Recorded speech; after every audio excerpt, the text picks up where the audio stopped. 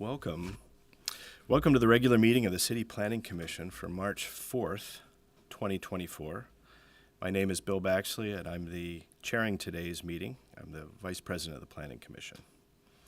The city will be recording and posting this meeting to the city's website and YouTube channel as a means of increasing public access and transparency.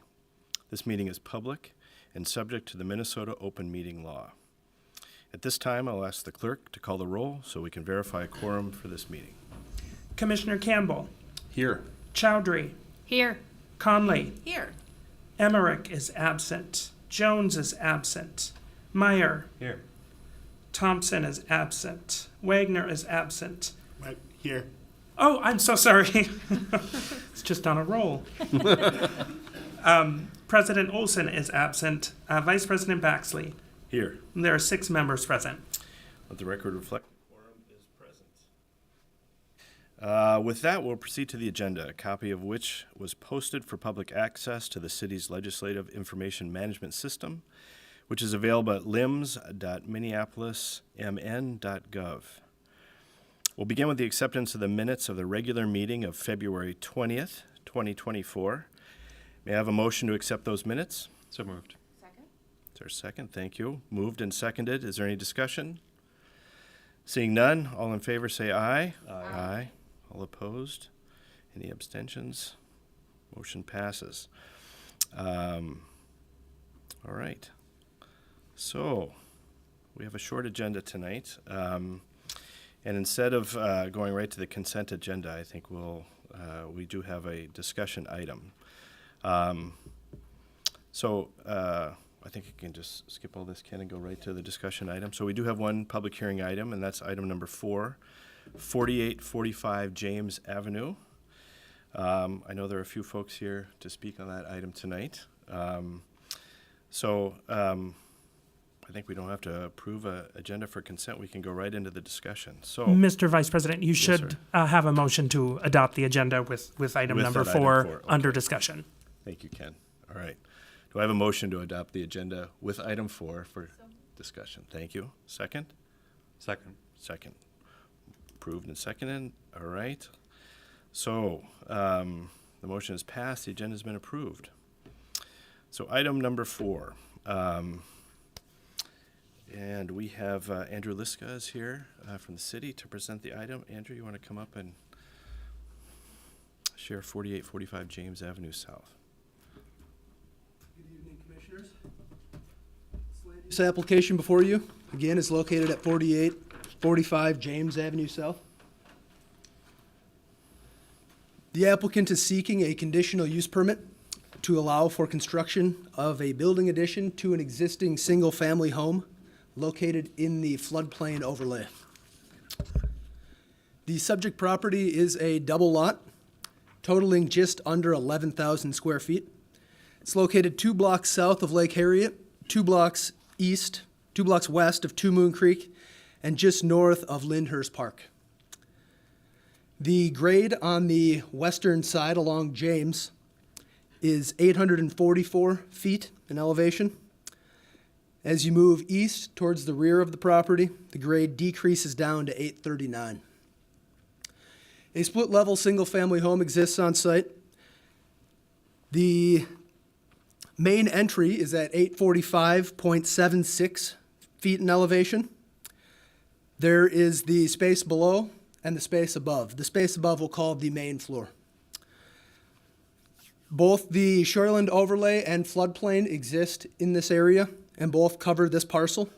And the floodway, zone AE, exists on site with a base flood elevation of 845. The applicant is seeking additions to the single-family home. Can you guys see the image? We haven't been able to see that.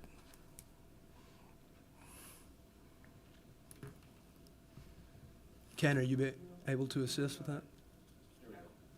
There we go. Thank you. Great. So here we have the existing single-family home with the additions to the south and east side. The proposed addition on the south side is proposed at just over 850 feet in elevation. The elevation to the east tapers down to just under 847, or just above 847, 847.76 feet.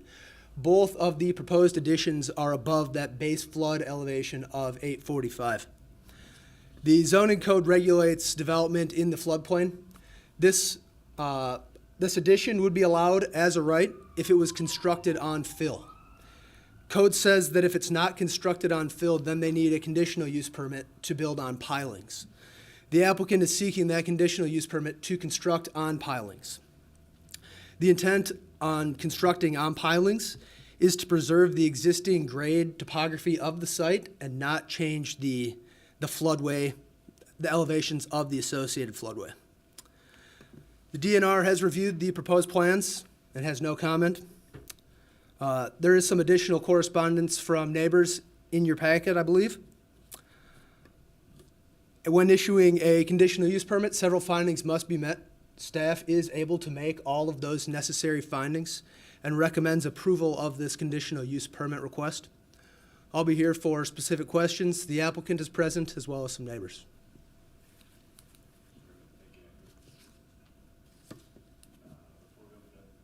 Before we open it up to neighbors, any comments from commissioners? Questions at this time? Seeing none, all right, let's open up the public forum. Is there anybody here to speak to this item? If so, please come forward. You'll have 2 minutes. Please just state where you're from. Your neighborhood is fine. Your name and where you're from. That'd be great.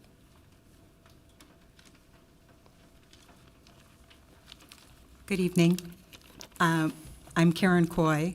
I live next door, and I do have concerns, and my concerns are, first of all, the gentleman talked about proposed construction, but I can tell you this construction is almost done, and I'm not sure why we're just having this public hearing now instead of before construction began.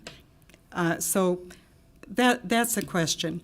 And given the short time, my neighbors who know a lot more about it, I'll just say that I do have concerns about the floodplain. I've lived there with what my husband and I used to call the duck pond for over 30 years because ducks would really come and swim in it. And anyway, I did go through the paperwork that was made available, and I saw that, unless something new was added, that Gary Bennett from the DNR, he said that he might want to comment. Well, I would be very interested in what his comments would be, because this has been a problem water area for years. And I will go now because my neighbors even know about past floods beyond the duck pond issues. So anyway, thank you for listening and taking our concerns seriously, because a floodplain is so much more than checking a box on a disclosure form. Thank you. Thank you very much. Is there anybody else here to speak to this issue?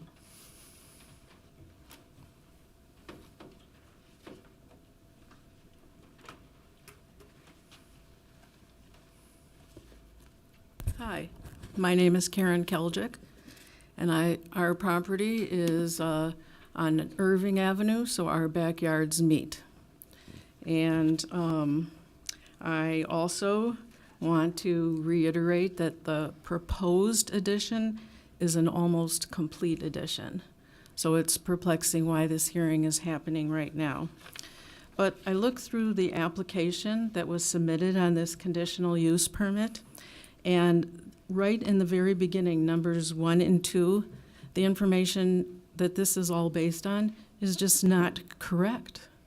Right here, it says that this area is not prone to flooding. That's not correct. It says that there is no signs of water, that there has been no flooding in 60 years. That's incorrect. In 1987, there was a flood. There is a neighbor who has a 15-inch watermark on his house of where the water raised to, 15 inches. It's still there. You can see it. In 2011, KSTP has a video clip that they did on the news. They are standing on the corner of 49th and James, and they're talking about the flooding in the area. And you know who they're talking to? The previous owner at this property on James Avenue, who admits that there's water, that there has been flooding in the area. So I don't understand that the premise that this is based on, that there's no flooding, is just not right. And so this permit has already been granted, even though it's not officially granted, and that the construction is almost done. So we have a concern. We also have experienced the least of our problems is the lake with ducks, because so much water is standing that ducks are swimming around. And of course, there's a huge mosquito problem in the area when there's standing water also, which is a concern. Not nearly as big a concern as our home is when it's flooding. And we're wondering why homes are required to have flood insurance if there's not a flooding issue in this neighborhood. And we want to know who's going to be responsible when there's increased flooding because of this new construction. I think you're at time. Thank you. Anybody else? Sir, come on up.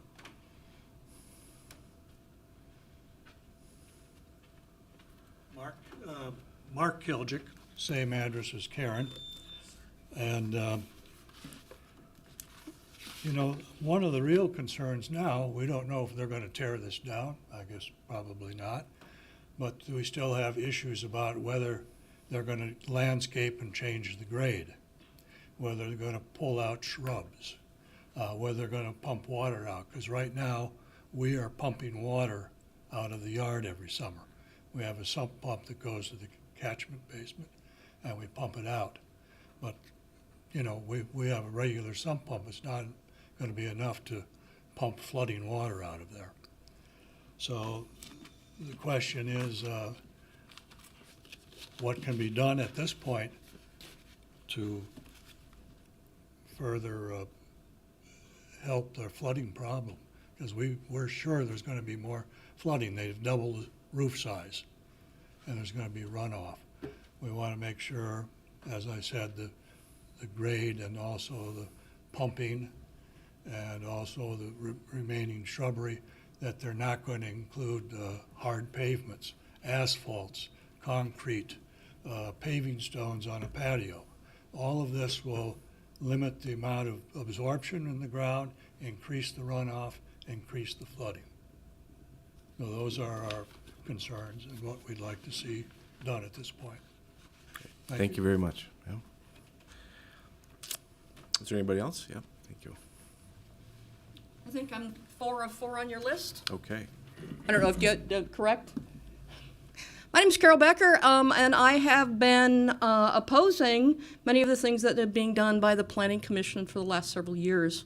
The idea that we're approving new construction in a floodplain without actually thinking through what the impact is on surrounding buildings does not surprise me.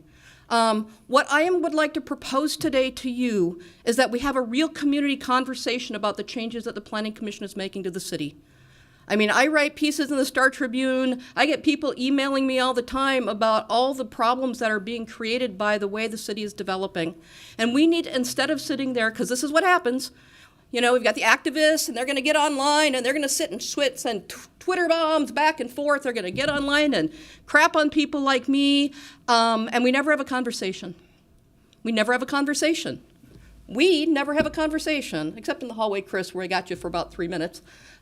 We need to start having a conversation in this city, not just these poor people whose house is going to flood, but all over the city. And what I'm asking of the Planning Commission today is to help us sit down with us. I'll sit down with any of you. I'll buy the beer, people. Or if you don't drink, I'll buy the coffee.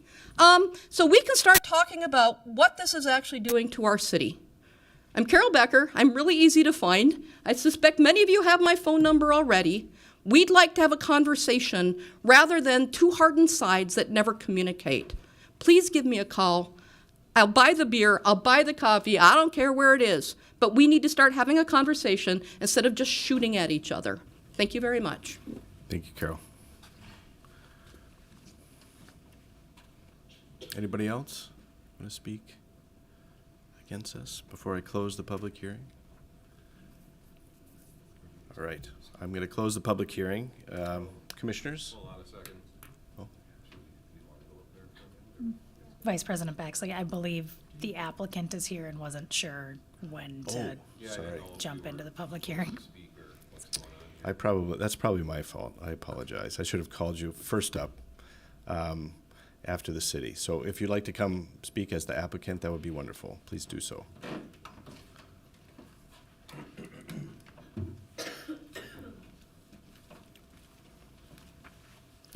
My name is Al Tyson. This is my brother Neil. I don't know for sure how much we need to disclose about what's happening here, but I would like to address the neighbors to ease some of their concerns about the project. We're pretty available on site and whatnot there too to have conversations with people, but I actually live a couple blocks from there myself, and we pride ourselves on really considering the neighborhood and how we construct before endeavoring on such a project. So we understand the concerns about the floodplain and whatnot, but we actually constructed in a way to ensure that water flow would not be impacted by the construction. And the mere fact of having more of a roof is not going to increase the amount of water that goes into that lot. It's just going to be dispersed maybe in a different way. We're not going to be adding grade to the backyard. We're not going to be removing shrubs or vegetation or anything like that. So those things will all be pretty much left as is. Other than that, we've constructed above the floodplain to ensure water flow would be maintained as it has been for the past decades. There also has been after the flood of 86 or 87, there was a sewer line added to that back area where the floodplain is. And I was told by the neighbor to the south that there has not been flooding back there since the sewer pipe was put in. I believe that was 86 or 87, as confirmed by. She's been in communication with us, so. Yep, and very supportive of the project as well, the neighbor that's directly to the south. But I would like to make myself available to any of the neighbors, any concerns. The new owners of the property also share those concerns and are very aware of all of those things and are always open to conversations. That's all I have to say. If my brother Neil has something more to add, I would let him do that. Yeah, I just wanted to keep it real simple here, as I don't have a ton to add other than what Al said. The house was built above floodplain, and the design of the house and how it is affected or affects floodplain was actually followed along step by step with the city before we even had final plans. The house is actually designed in conjunction and communication with the city. So we've just wanted people to know that there wasn't any shortcomings on or shortcuts on our behalf. This hearing was as much a surprise to me as it was to the neighbors over there too. But yeah, as Al was saying, it is we have every intention to make sure the grade is as it was or improved, and we are absolutely 100% willing to work with all the neighbors on any concerns they have there to make sure that we're following all of their requirements and expectations along the way. So no intentional misdeeds here, just going through to make sure that we're everything is done in the best possible way. Great. Thank you. Commissioners, any questions for the applicant? Commissioner Meyer?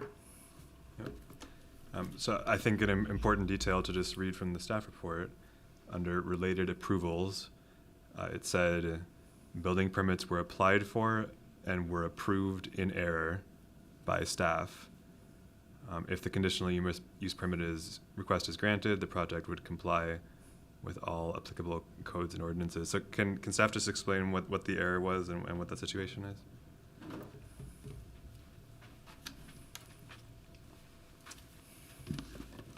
Commissioner, again, when it's in the floodplain,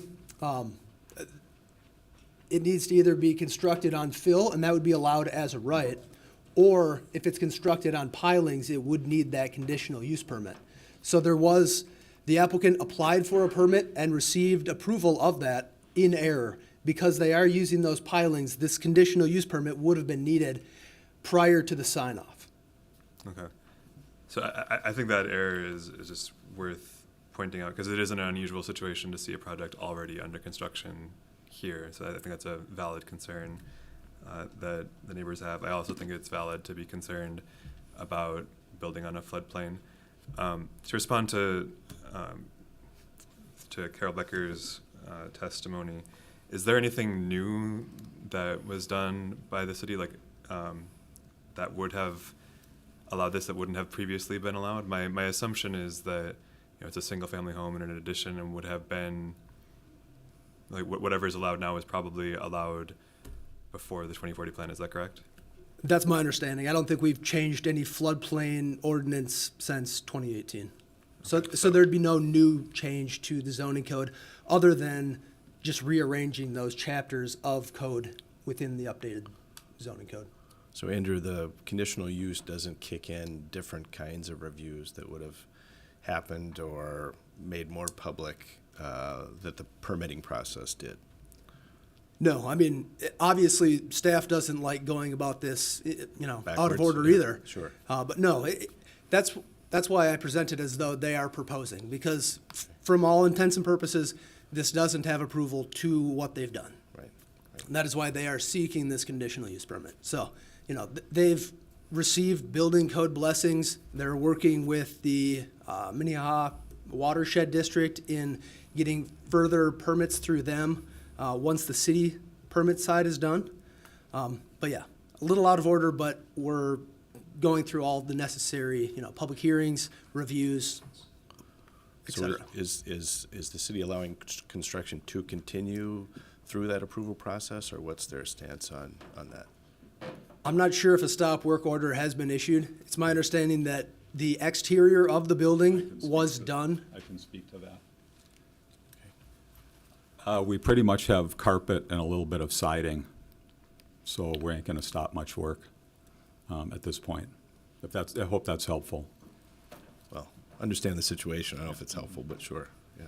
I did have one quick addition too.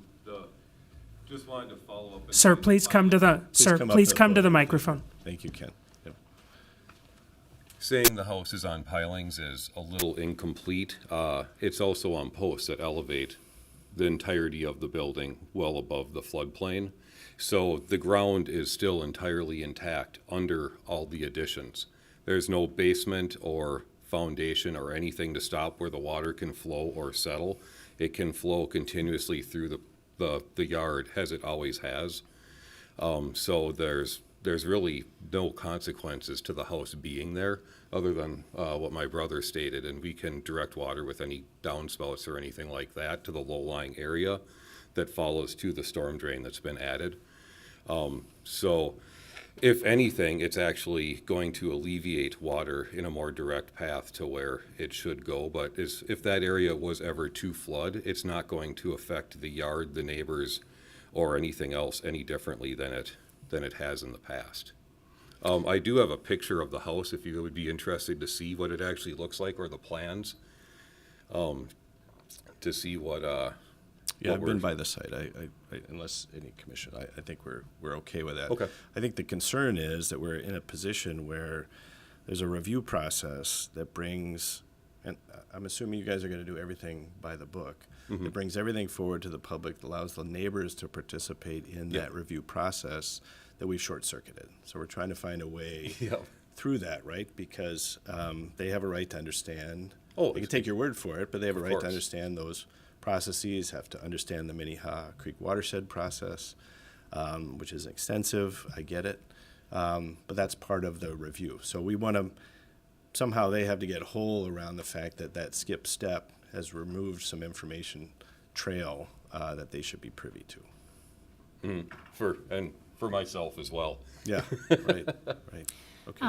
Vice you. President Baxley, if I could just clarify. So I believe the error here was on the part of staff, and it was the applicant's intent to follow all necessary procedures. right. So just to clear that up, I'm also not seeing a stop work order associated with this. That would come from our construction code services team. Given this, I can't speak to why or why not there would be a stop work order on something like this. But there was a zoning review on the building permit. You know, I think, I can't say exactly how that process went, but looking at base flood elevation versus the proposed elevation of the house and seeing that it was higher and missing the portion in the code that required a conditional use permit for this is what led to the building permit being issued and then unfortunately being caught after the fact and bringing us here. Thank you, Kimberly. Commissioners? Commissioner Coleman? So, Andrew, I have a question for you. You mentioned in your staff report that the DNR had declined to comment, and then one of our residents mentioned that they still may decide to comment. Can you help me better understand that process? Is the time for comment passed? Does the DNR leave that open to comment when they would like? What's that look like? So when the public hearing went out initially, that's when they reached out to me looking for plans. I shared those plans with the DNR. They said, we may like to comment. And that was the initial correspondence from the DNR in there. They did follow up again, saying that they had no comment, but were reminding staff of a 10-day letter that they would like to receive after the public hearing is complete. Okay, thanks. Thank you, Andrew. Commissioner Wagner? I have a question for staff as well. So you mentioned that the project could be done by right on fill, correct? And I just want to make sure I'm understanding that correctly. So if they were to build a regular foundation with an elevated floor above the floodplain and slope the ground away from their house, that would have been allowed as of right, and this meeting would never have been happening. Is my understanding there correct? That's correct. Thank you. Commissioner Chowdhury, do you have a question? Yes, and maybe this is for Miss Holeen or Mr. Liska, whoever is able. I just kind of want to get a better understanding of how staff made the error of issuing the conditional use permit before this process. So the conditional use permit was not issued before this process. A building permit was issued without us catching the fact that a conditional use permit was required, because staff is human and we make mistakes. And so follow-up and related is, okay, what would happen if a conditional use permit was not issued today? I imagine that would be appealed to the city council, given the status of the project. And, you know, depending on the outcome of that appeal, I think there are a variety of options on the back end of that. All right. Anybody else? Yeah. Thank you, Andrew.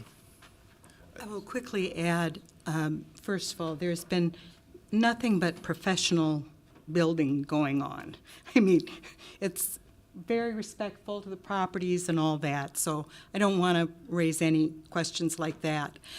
But even like with the DNR, if the DNR knew that those of us living on the floodplain had some real concerns about this, might they not choose to take a look and comment?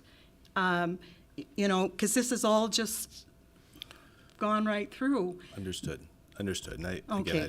public hearing is closed, so we'll take that comment. I think Thank you. Commissioner Coleman, you have a comment? Yep, I was just going to say, I appreciate the neighbors showing up today. I think being part of the process is really important, and we really value your commentary, especially your experience living next to this house for so long. I think, my guess as to what happened is that, as was said, the staff overlooked this, and I think they've given us enough justification to move forward to approve staff recommendation, which is what I move for now. All right, thank you. Is there a second? Second. Second, thank you. We have a motion and a second. Any further discussion? Can we please take one more question. Oh, Commissioner Wagner, sorry. I think I would just add to what's been mentioned that, and it's hard to know this with certainty, but if this wasn't allowed, or if we denied this conditional use permit, this development probably would have happened on a regular foundation with water sloping away from the property, which is worse than the current condition of having the water being able to flow through the property. So to me, that speaks to it being a net positive for the project. Yeah, I agree, and I do believe the DNR has weighed in on that condition, and it sounds like, I mean, there's a relationship there. Would encourage the builder and the neighbors to keep talking and making sure that the public hearing is closed. Thank you on this issue. So we have a motion on the table. We have a second. Clerk, please call the roll on this. Commissioner Campbell, Aye. Chowdhury, Aye. Conley, Aye. Meyer, Aye. Wagner, Aye.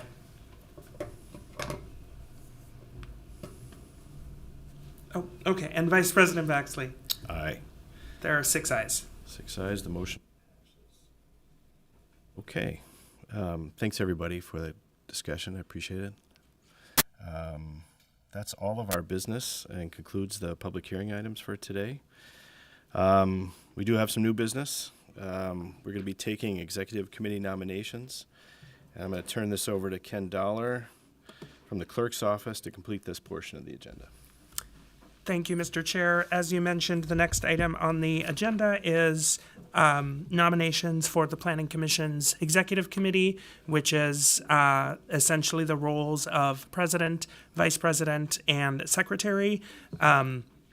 As is the custom of this body, typically what happens is the body makes nominations at one meeting for all 3 positions, and then we come back to our next regular meeting, which is scheduled for 2 weeks from today, on March 18th, and take a formal vote on those nominations. So what I will do then is go through each position one by one, President, Vice President, and Secretary in that order, and open the floor to nominations for all 3 of those positions. I will note, just because it came up earlier and I pulled up the rules, that the rules do state that elected officials serving on the Planning Commission shall not be eligible to serve as officers on the commission. So with that, I will proceed to the first role of President and ask if there are any nominations for that role. I do have a nomination for Chris Meyer for president. Okay, I have Chris Meyer nominated for president. Any other nominations? Does Commissioner Baxley have interest in pursuing that? I am. I would love to. It's just my schedule would put me in a really tough position to fulfill, I think, a role that there are other people on this committee that would be better served. So I'm happy to serve in leadership. Secretary sounds great to me, but I think I'm going to remove myself from both the presidency and the vice presidency. Thank you, Commissioner Coleman. Any additional nominations for president? Does our current president have a desire to remain? Oh, turn on your microphone. Sorry. Commissioner Conley. Question, does our current, how many terms can a president serve? I should There- ask that. Commissioner Conley, there are no term limits. I'll let the other commissioners speak to it, but I believe at the last meeting, Chair Olson made very clear that she did not intend to continue serving as president and hope to phase into her retirement, I believe she said. That But she is will stay as a member of the body. Great context. Yeah. Thank you very much. You're welcome. Did she actually say phase into I retirement? think so. Okay, all right. Am I making that up? No, I believe that's the Okay. terminology she used. Yes. Yes. She did also reiterate that in an email to me today that she would be stepping down as president, and she made some nominations for unnamed positions. So Okay, so we do not need to second nominations. We just take nominations today and then give you 2 weeks to think about it, and we'll vote on it at the next meeting. When the campaigning starts. I know. That's right. Yes. all right. We on to the next one? Yeah, I'm not seeing any other nominations for president, so I just have Chris Meyer. So are there any nominations for vice president? Yeah, I nominate Commissioner Coleman. I'm sorry. Can you- Commissioner Coleman, please. Thank you. Oh, Or Vice Campbell. President. Campbell. Campbell, okay. Have I been calling you Commissioner Coleman the whole time? Wow. My apologies. Sorry, Commissioner. Fantastic. Any other nominations? I got Commissioner Campbell for Vice President. Any other nominations? All right, seeing none, I will move on to Secretary. Any nominations for Secretary? Sounds like Commissioner Baxley Sounds is pining for that role. We'll throw him on the list. Just want to sign some stuff. Fantastic. I've So- got Commissioner Baxley on the list. Any other nominations? Fantastic. Seeing none, just to recap, I have Chris Meyer for President, Joe Campbell for Vice President, and Bill Baxley for Secretary. So we can take action on those nominations at our next meeting. Thank you, Ken. Appreciate it. All right. I think that's it for new business. Any announcements from staff? I know I've mentioned it maybe at our last meeting, but we are currently eyeing the March 21st Committee of the Whole date to have a study session, retreat. I pick a name that you want to use for that. So far, we plan to have some colleagues from Public Works at that meeting to talk about their role in the development review process. So that would include someone from Traffic and Parking Services who's involved in the TDM process and someone who is heavily involved in the PDR process. I don't want to name names in case they send designees to the meeting. But we are also open to other ideas for discussion. And given the fact that our Committee of the Whole agendas have been light and therefore getting canceled, we don't have to limit this to just like you get one chance in March and then you have to wait 6 months. It can be kind of a rolling opportunity as well. But if you have ideas, you can express them now. You can email me. Either way is fine. Great. Chair Baxley. Commissioner Meyer? I just wanted to, if it's not set yet, I'd request it be at the next Committee of the Whole after the one, because I won't be able to join that one, and the subject around TDM was something that I really wanted to participate in, at least for that part of it. If we can have if you do still want to go forward with the 21st, I'd request to have a discussion about TDM at a future one. The 22nd is the committee deadline at the legislature, so that's going to be just the day beforehand. So I probably won't be able to join that one, unfortunately. Okay. Maybe we can shift some things around. I know that's an important issue for you, so, okay. Can I ask a quick question? Yeah. I don't know if this is appropriate for me to do right now. I'm wondering if staff has done any analysis of the number of items that have come before the commission or the number of permits reviewed as part of the team since that lawsuit put things on hold compared to the previous year. Yes. We did adopt our 2023 annual report last 2 meetings ago, maybe. And that contained, we use that to identify trends in years past. We compare it. We typically do like the past 5 years, and we'll compare total projects, number of required applications per project. You know, one thing that we had been promising through the 2040 plan was more predictability, and we were hoping that there would be a drop in variance requests. That was evident last year when we did the annual report. This year, one thing we also track is quarterly major projects, which is anything with more than 10,000 square feet of non-residential square footage and anything with more than, I think we say 10 dwelling units. We had 2 major projects in the fourth quarter of 2023, which is a significant reduction. You know, there's a lot of things happening with the market, with the 2040 plan. So it's hard to say exactly what the issue is, but we certainly are seeing a dip in applications submitted. Although I will say, just in terms of what's coming through my inbox for project assignments, I'm assigning a lot of projects now all of a sudden the last couple of weeks. So some of the dip could be seasonal, could be interest rates, could be lawsuit related. It could be a combination of all of those things. We also publish total permit valuation and permit numbers at the end of the year. I can send that link out. I don't have those numbers off the top of my head, but we did report out on that recently as well. I want to be very respectful of your team and your staff's time, but just would note that a 20 to 30 minute presentation on that annual report at that retreat might be a good use of time. if Sure. they're willing to come and speak to that. Yeah.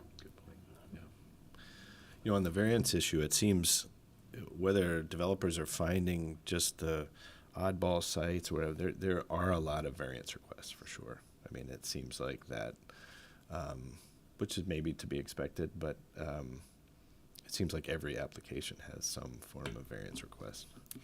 And one unique thing right now, too, with the adoption of the land use rezoning study is it made it possible for a lot of projects that weren't previously eligible for administrative site plan review to take advantage of administrative site plan review. So if it's fewer than 20 dwelling units and doesn't need any other land use applications, it We can be don't see approved that, right? administratively, and you're not seeing those. So one other thing that we need to be doing is figuring out a way to be kind of tracking and presenting that data other than just keeping it in a spreadsheet on the cloud somewhere. Yeah, So there is some of that happening as well. cool. Anybody else? All right. I think, any announcements from commissioners other than, we're good? Okay. I think we've completed all the items on the agenda. I think we can call this one. If not, without further objection, I could declare this meeting adjourned. Next regular meeting of the Planning Commission will be Monday, March 18th.